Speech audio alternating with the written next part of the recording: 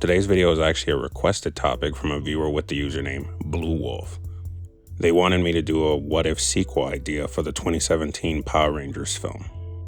Now, what Blue Wolf didn't realize is that they actually gave me the easiest video to make ever. Anyone who's seen that 2017 film, or really anyone with knowledge of Mighty Morphin Power Rangers, already knows exactly what that sequel was going to be. It was obviously going to be the Green Ranger story, and that's absolutely what it should have been.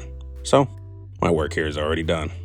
Thanks for the easy slam dunk, Blue Wolf. Don't forget to like, comment, and subscribe, and hit that notification bell. No! This is how it ends, are you...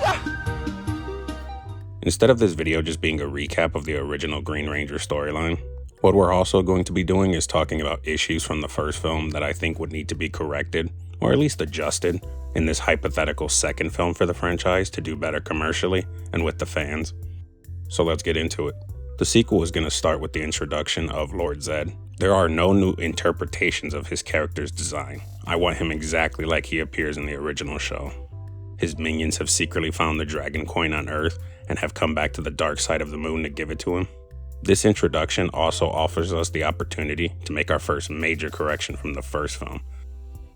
Lord Zedd's scene comes with the reveal that the Rita Repulsa we saw in the first film was not actually the real Rita Repulsa. The first film doesn't say exactly why Rita turned on Zordon's Rangers, and just hints at it being the Zeo Crystal that did it, but I just don't think it makes sense that the ancient Power Rangers had a power-hungry witch, literally named Repulsa, on their team, and they still have the audacity to say that the morphing grid is never wrong. I think it's way more reasonable that she really was just a normal Green Ranger until she found the golden staff of the original witch and it slowly possessed her. And then she was cut off from the morphing grid once she went full evil. Also, I'll never forgive them for what they did to Goldar, so this Rita needs to pay for their crimes. So in the opening scene, he kills the previous film's Rita to revive the original Queen Repulsa. She uses her magic to alter her undead appearance closer to what fans expect Rita Repulsa to look like. Also, unfortunately, because the first film made Zordon's Power Rangers 65 million years old, I think some slight changes need to be made to Zedd and Rita's relationship.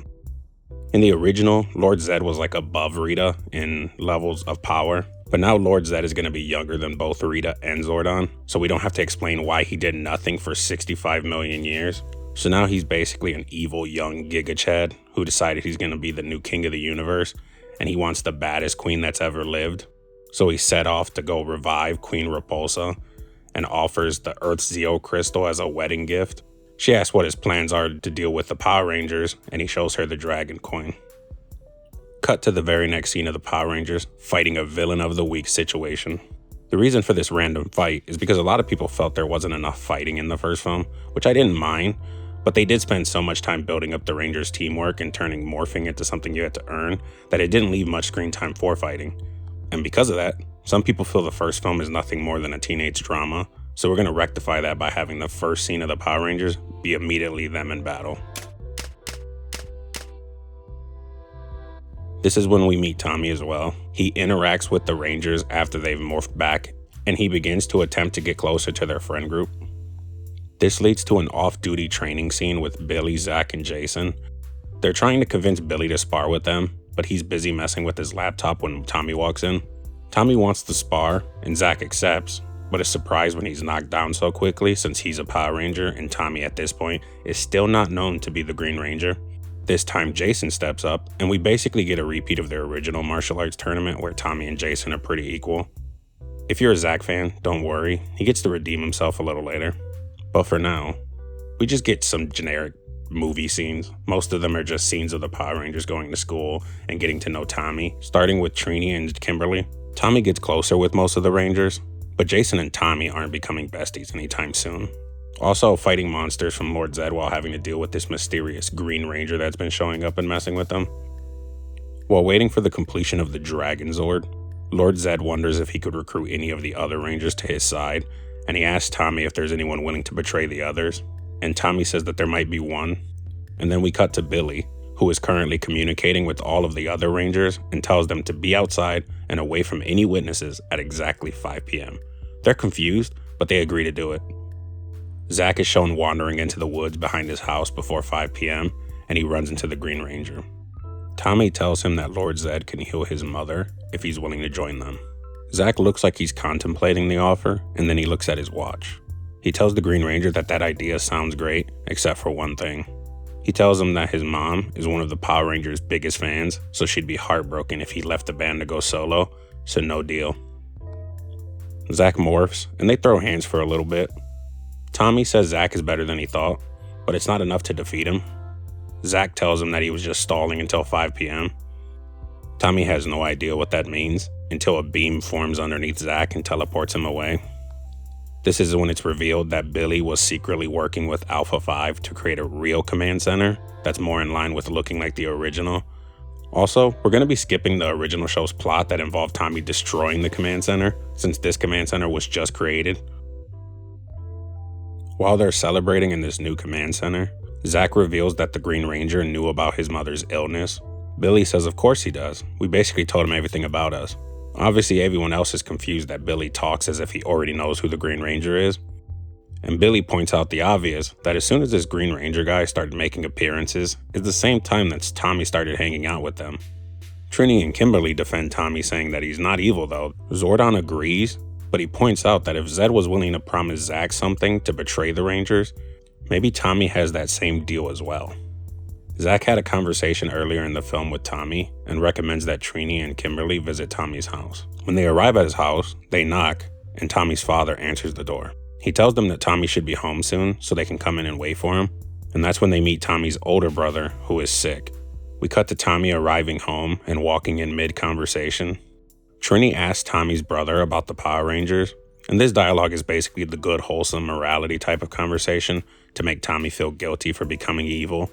But for now, he's still willing to go through with it for his brother's health and safety. I did this because in the original show, Tommy doesn't really have any goals of his own. He didn't really accept the green evil into his heart. He was just kind of randomly kidnapped and brainwashed, and I wanted to fix that. And now Lord Zedd has finally finished the Dragon Zord. He tells Tommy that it's time to finally destroy the Rangers. They begin to send out the Dragon Zord, and the Rangers rush over to confront Tommy. Since this Tommy isn't being controlled by an evil sword, this final part of Green Evil is going to be flipped, so the fight on the ground happens first, and then they go into a Zord battle. The team is taken out one by one as each Ranger tries to convince Tommy to stop. Tired of seeing his team being treated like dirt, Jason decides that's enough. You want to go all out? Let's go all out, you and me. They throw down, and they're at each other's throats the entire battle. I did this because anyone who knows about the original Super Sentai, Zyuranger, that Mighty Morphin is based on, knows that the difference in the final fight is almost night and day. The Green Ranger and Red Ranger are actually brothers, and their final battle is way cooler, so this fight is going to take more inspiration from that version instead of the Mighty Morphin version. Of course, Jason eventually wins, and Tommy retreats into his Dragon Zord. The Zord battle is just a Zord battle. Tommy loses, Power Rangers win. The only thing worth mentioning is that Lord Zedd tells Tommy that he failed him, and that he was never going to honor their deal anyways. Tommy doesn't immediately join the Rangers, but they aren't enemies anymore. And that's it, that's the sequel. I recommend watching my video called The Green Ranger Problem to fully understand why I didn't make my version of the Green Ranger super overpowered. Also, one thing that I didn't mention, because I don't have an answer for what's the best solution, is the issue involving the suits. In the first film, the suits had that famous mysterious alien metallic bio armor feel to them. Listen, if you're a fan of that, I'm sorry. I think it's over-designed. It needs to be simplified. The issue is how simple is too simple. We can't have cheap, colorful, TV quality spandex for a Hollywood film, but I don't know where that balance should be. If it was my choice, I would do a mix of spandex and some light tech wear fashion. Also, while editing this video, I learned they had plans for like 7 films. I don't understand how they were going to do that, especially after this sequel, since I think most people consider Green Ranger the peak of Power Rangers hype. If any of you are interested in a video about those 5 hypothetical sequels and the positive and negatives I think they'd run into trying to create them, let me know down below. But other than that, we're all done here. Hopefully this video was good enough for you, Blue Wolf, because this video was made specifically for you, so you better tell me if it was good or not. And for everyone else, don't forget to like, comment, and subscribe. And if you don't, I'll find you, and I'll bury you under a Krispy Kreme.